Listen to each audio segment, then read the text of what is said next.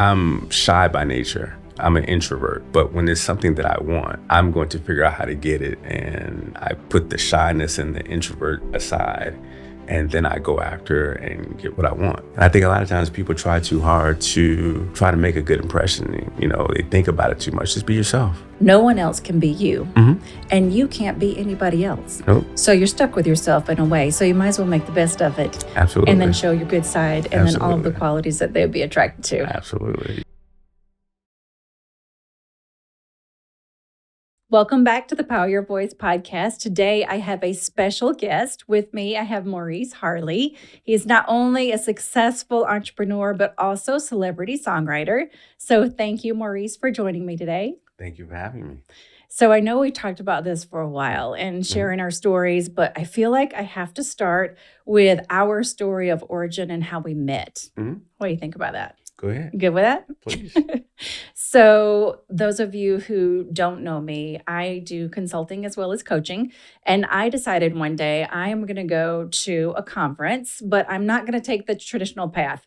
I would normally always look for the least expensive airfare, but I made a decision that day. I'm like, from this moment on, I will never, ever fly coach again. I will only fly first class. So I'm walking into the first class. I'm like, I'm only flying first class. I'm only flying first class. And I am going to receive a benefit to me. I don't know what it is, but some connection's going to come to me. Something's going to happen. There's going to be some clarifying, universal, God-given message that tells me, guess what? You were in the right place at the right time for the right reason. So instead, I walked in and I was the only person on the plane at first. I got in my spot, which was by the window. And I normally sit by the window because I don't want to be bothered if people want to get up to use the lavatory, but I don't mind inconveniencing them. So I did that and I sat there and I'm waiting. Nobody's coming. I'm like, okay, I guess there's no universal message coming. There's no major connection. It was just me declaring this, and maybe next time. Good try, right? And little did I know, one of the last people to get on in first class was Mr. Maurice Harley with his headphones on, definitely not looking like he's going to talk to anybody. You remember that? I don't like talking to people. So I don't remember exactly what happened. I think I need to go to the lace room. I inconvenienced you, and you took it really well. And you said something to the effect of, well, since I'm up, I'm going to go too. Probably. And then we struck up a conversation. And I brought my book. I thought, I'm not going to be talking to anybody. We talked that whole flight from Chicago to Phoenix. Yeah. And great conversation. And a lot of that conversation is about what we're talking about today, which is your journey, your career path, how you've been able to be successful. And I can happily report that, yes, there was a reason that I sat by you on that plane. And I'd love to share that with the world. Please do. So let's start up. Where did it all start? Wow. I grew up in, I was born in Chicago, but I grew up in Muncie, Indiana. And my parents divorced when I was 6 years old. And I'm just a project of Muncie, Indiana. I called that home. I was there from 6 to 18. And it was a great childhood for me. I didn't have to worry about the gangs of Chicago. And I got to be a kid in Indiana. So I love that part. Yeah. So did it feel like small town USA back in the day, or did you not really know any better because you're like, hey, this is just where I'm growing up? What was that like? As a kid, you don't know, that is small town USA. As I got older and became a teenager, then yes, of course. I knew I needed to leave Indiana because I just couldn't be there anymore. It was just too small for me. I didn't want to work in a factory. I've never been the kid that wanted to get his hands dirty. So, being in the Midwest, especially in Indiana, it was Ford and General Motors and New Venture Gear or Warner Gear.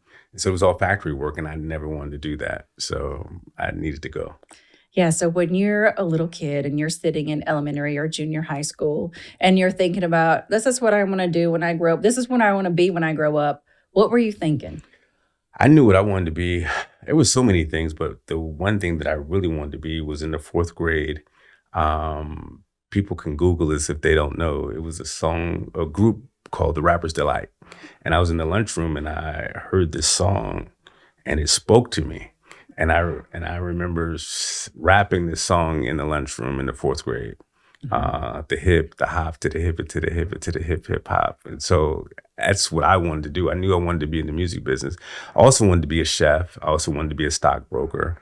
There were so many things that I wanted to do, but the music business is what spoke to me, and cooking spoke to me as well. hmm So let's fast forward a little bit. You know, you had these interests. Mhm. You know, you're rapping along, writing your rhymes, just like Daryl from Run DMC, right? That's what he I, always I says. I just wasn't good at it. I think you're pretty good at it. But then you got to high school, and then things Yes. changed a little bit. Life happened. Yeah, life happened. I dropped out. I was held back in the fourth grade. So um, then I dropped out in the 11th grade. Didn't It wasn't my intention to drop out. When I moved to Chicago, the credit differential was different. So they told me I had to do high school for 2 more years. So I wasn't going to be in high school at 20 at Bolingbrook High School. So I said no. So my dad was like, well, just go get your GED. And I'm like, yeah, all right, I'll go get my GED. And GED just never happened. hmm So I worked odd job, Clark Oil. I worked at Clark Oil. I worked at every odd job known to man in Chicago. Burger King, service merchandise. I worked everywhere, just trying to figure out life, hmm as a high school dropout. So, what was the first moment you were like, hey, you know what? I've got an idea that might could turn into a path. Did you have anything that happened? Or were you just like, let me scrape some money together, get a place to live on my own? And No, my first, I was a father early. My first child was at 19. My second child was at 24. So I was out there struggling, just trying to figure life out. I didn't have any money to scrape together. hmm My best friend Warren, we used to work at Quaker Oats, and don't tell anybody, I would steal the coupons so I could eat hmm for cereal. And I had an old car that my mom gave me that I had to put oil in all the time. So it was just a struggle for me for years. Um, I was evicted from many homes, cars repossessed. It was just life was not lifing for me at that time. Yeah. And when everyone says you need money to make money, do you think there's an element of truth to that? Absolutely. You do have to have money to make money. Money is a tool that you need to have these wonderful lights and to feed yourself and to do everything that you want to do. You have to have money. And people that say that money doesn't mean anything, those are the ones that either don't have it or have a shit ton of it, hmm But money, you have to have money for everything. hmm Us breathing and talking, it costs money, so you have to have it. So yes, you have to have money to make money. So, how did you get out of that cycle of poverty and scrambling for money? Wow. It took a long time. When I got into the music business, I was working at Nordstrom's in Oak Brook, and I was selling a shoe to this guy named John Cooper. I think it's John Cooper. He came in from WIA, and he asked for a shoe and I was running back to go get it because it was a $130 H. Brown boot, which I got 8.25% commission. hmm We didn't have his size, which was a 13. And I said, sir, I can get you the shoe. And he thought about it. He's like, okay. And he gave me his card and it said WIA, Warner Electra Atlantic Records. And I said, I've been wanting to meet you all my life. What do you need? And he says, huh? I said, what do you need? He said, I need those shoes. I said, done. So I found the shoes, bought the shoes, brought the shoes to him. And then I started meeting everyone that helped me get into the music business.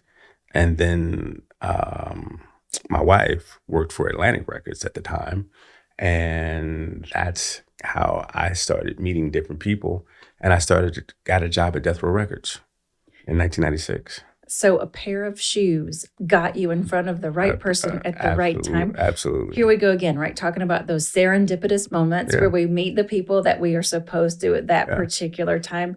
Because what are the odds that you're going to be working in the shoe store that he exactly walks Absolutely. into and there's a need. Because if you would have found those shoes in the back room, It'd have been he had done. tried them on, never give you a card, never had that Absolutely. card. I mean, it was a lot of people that I met. Met the owner of Canfield Pop. Mm-hmm.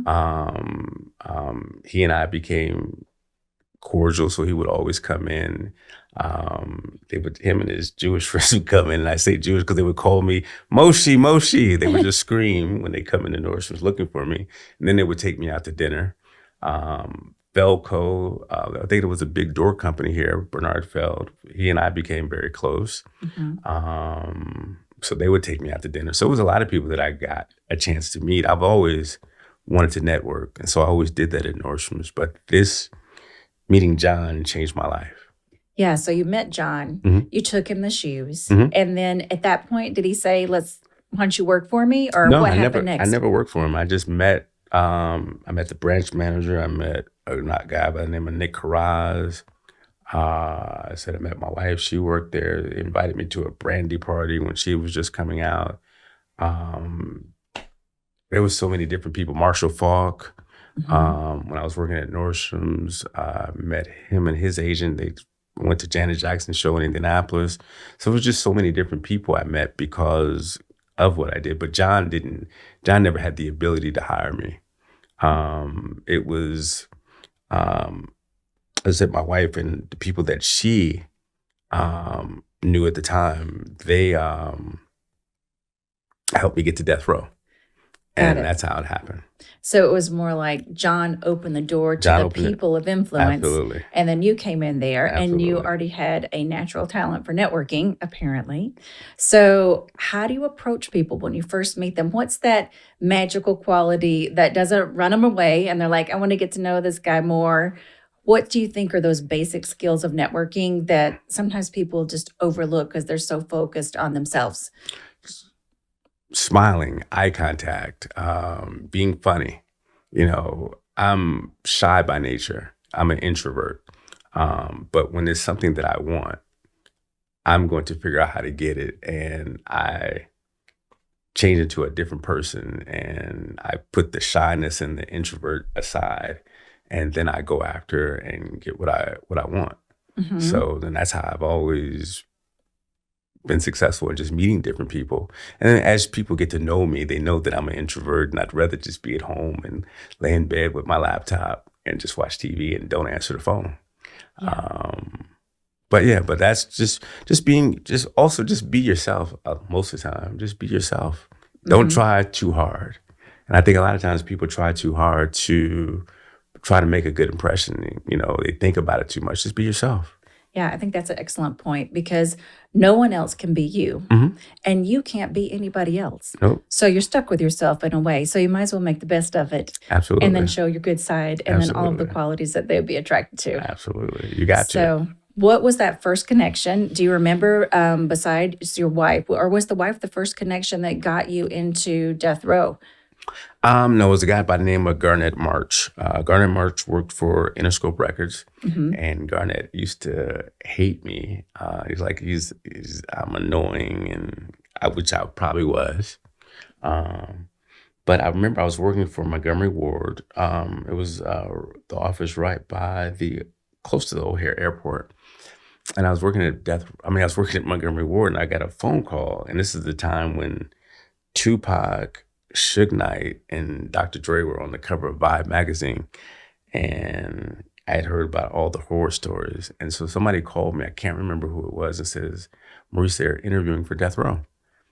And I said, nah, I'm not interested. And I hung up the phone. As soon as I hung up the phone, I called right back. I'm like, yo, I'm interested. Like, are you crazy? And so I got the interview. And the funniest thing about the interview is I was fired from Nordstrom's, but I had on a 3-piece suit and my pants were high water pants, and I had on a pair of Ferragamo shoes. The suit didn't fit at all. And I'm having this interview with Paris Johnson, and he's asking me questions about how to promote music or the radio, and I don't know nothing about it, and I'm just making up things as I go along. And he's like, yeah. And so we're just, and I was hired. The day that Tupac died is the day I got in the music business. September 13th, 1996 is a day that my life changed. And it's a day that I started thinking differently. Yeah. So were you hired then to help promote events? Was that the initial No, my job? job was to get records played at the radio, on radio. So I Okay. worked Machiavelli's last album, which was Tupac. Mm-hmm. I had Snoop's second album, which was The Dogfather. I had Lady of Rage. Everybody was on death row. Mm-hmm. So that was my first job. And it changed my life. So how did it change your life? What did it ignite in you? It changed my life because I had, first of all, I had steady income. Right? So at the time in 96, I was making $40,000, which I thought I hit the lottery. And I had actually even been going back before that, a friend of mine, Anthony Morgan, who played for the Chicago Bears and subsequently played for the Packers. I went to his house, and this is before I had any money, before I was in the music business. And Anthony said to me, which was a great conversation we had, he says, "Mo, I'm rich." I said, "Yeah, I know, I see that." And he says, "You know how I'm gonna stay rich?" I said, "How?" He says, "I invest my money. So whenever you get some money, make sure you invest your money." So the guy that he used, once I started investing, I started using him. And I started investing with $200 a month. Mm-hmm. And I just went and grew it from that. And I learned how to invest. I would lay in bed from 5 a.m. to 5 p.m. and watch CNBC every day for a year, just teaching myself about the stock market. So not only were you ambitious in the music industry, you also became self-taught with Mhm. all these financial practices and strategies. And so you started getting a regular income. You started investing a portion of that income Mhm. when you weren't laying in the bed watching TV. And then Yes. you would hustle up the radio stations to promote these artists. Mhm. And how did that transition to your next career choice or your next level of professions in the music industry? Well, I went from there. So when Suge went to prison, I left there. I thought my career was over. I was like, this is it for me. And then I went from there to Def Jam Records. So remember, I'm a kid from Indiana, and all these artists, especially on Def Jam, like Run DMC and Russell Simmons started the label. All these people that I had thought about or looked up to growing up as a kid, was at this label that I'm going to at Def Jam. I idolized LL Cool J at the time. He was 16, I'm 16. And I never thought I'd have an opportunity to meet him. But, that my life just continued to grow, from that point, and I kept, growing in the music business and just kept investing. I didn't change because I never wanted to be, when you've been homeless, evicted, cars repossessed, it changes your mindset, or it did for me, because it's like I didn't want to be that anymore. So I said I'm going to change my life and just start investing. Yeah. So did the investing at that point become more of an income than the day job, or how did that work out? No, it was just for me, it wasn't a day job. I was just learning, just constantly watching CNBC every day. Hmm. Larry Kudlow, Jim Cramer before he became Kramer. I was just fascinated by money, and it was just fun for me, Hmm. just learning and seeing your account grow. When you go from $200 a month, and then you see your account be at 10,000, or then it goes to 50,000, you just want to say, okay, my goal is to get it to 100,000 or $250,000. And when you start seeing your money grow, it's just you just want to do more, Hmm. and so that's what I did. And so let's take a moment and think about that for a minute. If you could give your younger self when you're dropping out of high school in 11th grade any advice on investing, what do you think that might sound like? What I tell people now, just put your money away. Just if I would have been smart and just put some money in the stock market back when I was younger, instead of just blowing it. Even when I had a few dollars in my 20s, I wish I would have just bought some gold or bought some, some stocks or anything. So I try to tell young people all the time to invest your money. If it's just only $100 a month, $100 a month equates to $1,200 a year. $200 a month equates to $2,400 a year. The more you put in, the more you get out of it. So it's just like anything. The more you put in anything, the more you get out of it. Yeah, which is a great segue to, obviously, you stopped putting people's music on the radio and promoting that way. How did you get into actually writing songs of your own for other people? Just an artist that I manage. His name is Jay Brown. I started writing by accident. He was talking to some girl in London, and I said, "Are you going to finish writing the song?" And he said, "You write it." I said, "I don't write." And that's how it began for me. And it just became, I won't say good at it, but, I've done well.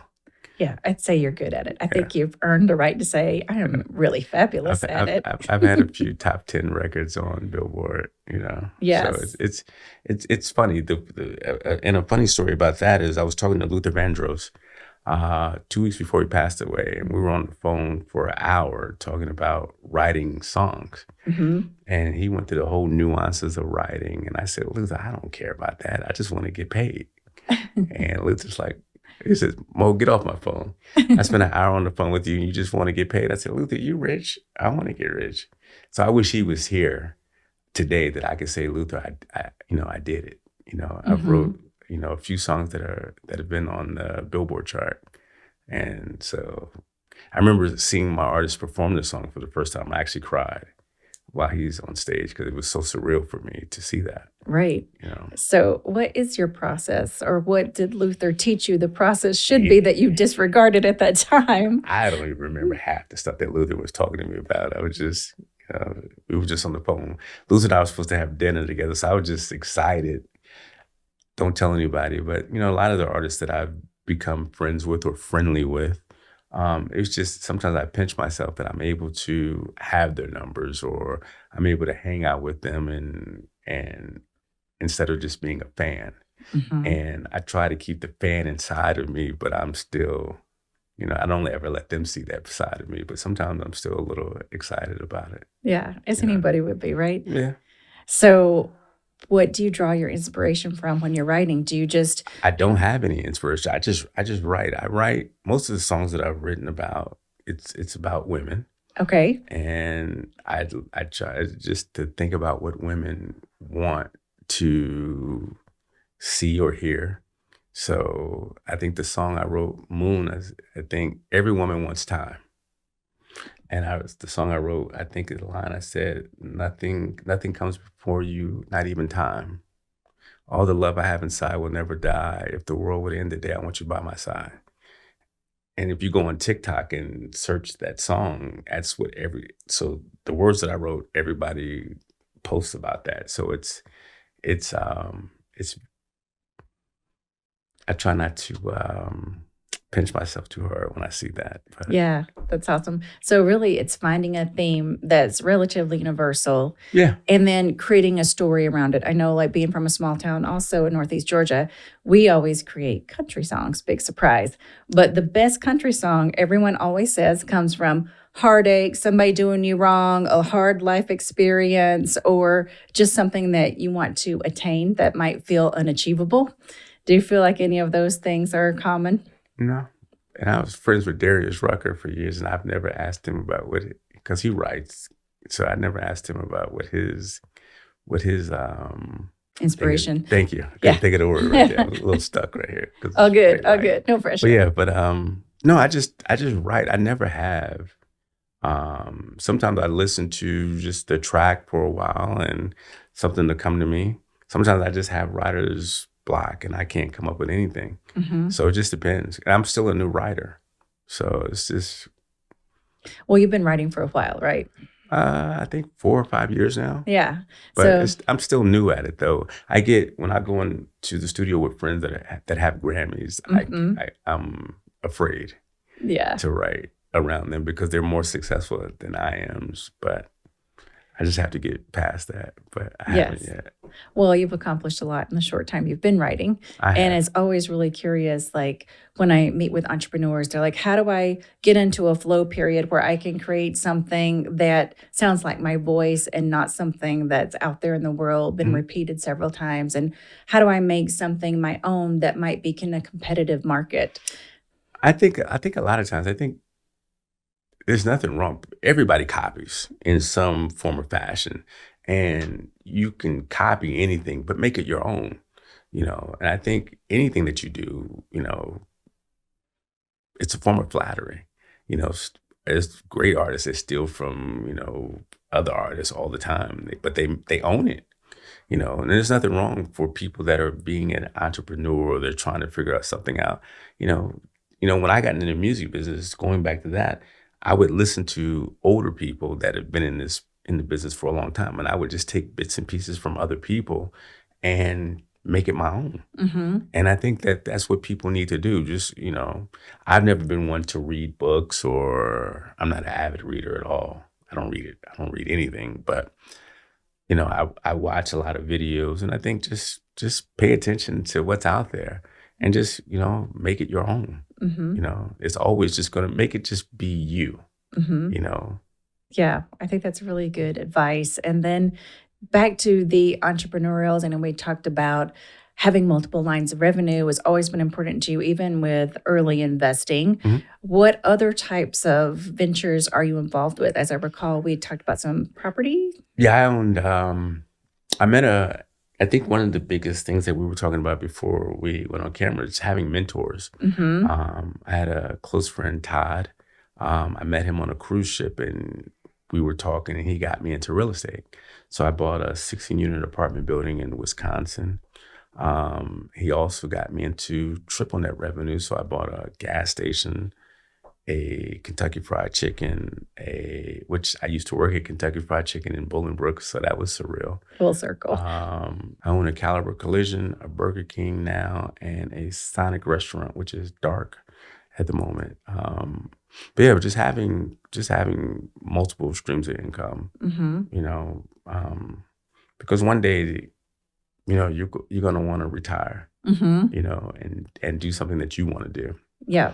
And so you need to have something to have money coming in where you can just, make money while you sleep. Right. Everyone has the dream of passive income, right? Because that's one step closer to freedom. Absolutely. And I think the one thing that I love about all of your stories and your history is the way you went about learning and being a lifelong learner. It wasn't like, I'm just going to jump in something. I'm going to be in the environment so I can absorb everything. I want to see what everybody else is doing. I'm going to get a mentor. I'm going to watch CNBC or whatever Mhm. resource I could get a hold of that's going to help me educate myself before I start. And I think just investing in yourself is often overlooked as an entrepreneur. And I think we have to continue professional development before we jump into something new. Do you find that that's true? Yeah, I think, but that is a great point. But also, I think a lot of times people that are entrepreneurs or want to pursue that, they read a gazillion books. The books would be from here to the ceiling, and they're serial readers instead of doers. Hmm. And I think that I always tell people, do. It's okay to read, but when people want to invest, you can read a million books. You can read, Volcker. You can read, different people, and everybody's going to have a different take. But if you just constantly read and don't do, Hmm. then you're always going to be saying to yourself that, okay, well, maybe I'll do it one day, but stop reading. Just do it, because if you fail, try again. It's, Yeah. it's no different than when you were riding a bike as a kid. You fell down and you cried and you got back up and you tried again until Hmm. you mastered it. And there's nothing wrong with failing. Yeah, no, every failure is a lesson, Mhm, right? And that's no different in business. You can read all the books, mhm, know all the strategy, but until you can implement and execute, mhm, you're never going to get that return on investment. And you're mhm, going to be sitting around and somebody else is going to go live your dream. mhm. So I think that's an excellent point to just start somewhere, even if it feels like a small step. Yeah. I always joke with people because they're like, hey, what's your coaching process? What's your sales process? And I'm like, it's no big secret. I wrote the book so you could learn the process. But the trick is, and every business owner knows this, reading is not implementing. It's not doing, because guess what? You're going to have a couple surprises. So what do you think's been your biggest surprise in your entrepreneurial journey that you're like, I didn't see this coming, but I really learned this as a result of it? My sonnet going dark. Other than that, I mean, all of it's just been in the 29 years that I've been in the music business, or just this journey, it's all been a blur to me. It's all gone quick. So I just haven't really had the time to allow myself to really think about that. And it's a great question, which I will do later. But it's all been just really a blur for me. Like the time has gone by. I started in the music business at 28 and I'm 57 now. So it's just all gone by so fast. Yeah, it sounds like you've spent a lot of time doing. Yeah, I did. And not necessarily reflecting on the doing. Yeah, I haven't reflected, because even when I'm home now, I just sleep. I do a lot of sleeping because I'm retired technically, and I just do a lot of sleeping. So I really haven't had the opportunity to reflect, and I need to do that more instead of sleeping. Yes, sleeping and do. I mean, the reason you're sleeping is because you're restoring yourself, because you're out there in the world doing and writing and creating. And well, I'm constantly, my mind is always just going. I'm always thinking, even though I retired from Epic Records a couple years ago, a forced retirement, and I had a couple of contracts that went away. So it's been a forced retirement for me. So I always feel like I'm poor.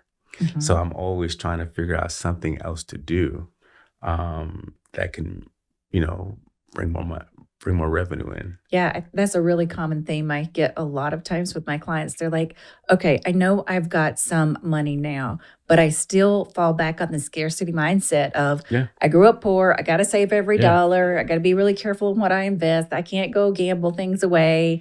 And they're like, I'm constantly doing reframes in my brain of saying, no, you can be safe. You've got some money. You know what you're doing. I mean, how do you fight that in your brain? It's hard. A lot of times I lay in bed and I calculate my net worth all the time. I'll just go through all my stock. I have a stock portfolio that I deal with, and I have a guy that deals with my money. So I always just figure out, and I'll go to ChatGPT and I'll say, okay, I have this amount of money. Can I retire?